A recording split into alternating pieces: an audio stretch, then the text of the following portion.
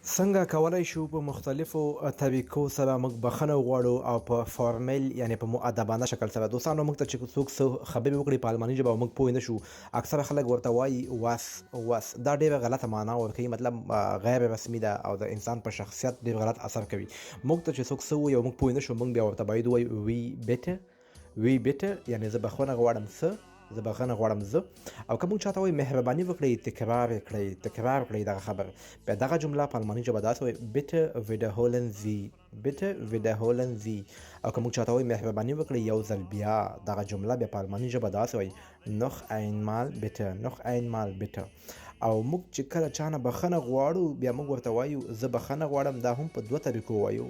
دغه اوله طریقه ما سره دا ده es tut mir leid زه بخښنه غواړم. او موږ سره بله طریقه هم ده چې ډیره زیاته استفاده کیږي entschuldigung Sie bitte یعنی وبخئ. چې کله موږ چاته ټکر سو یا څه غلطي وشي موږ ورته وایو وبخئ، بیا ورته وایو entschuldigung Sie bitte یا es tut mir leid. ډېر مهمې نقطې دي او ډېرو مهمو نقطو ته مې اشاره کړې. دوستانو ټولې زده کړئ په درد مخوري.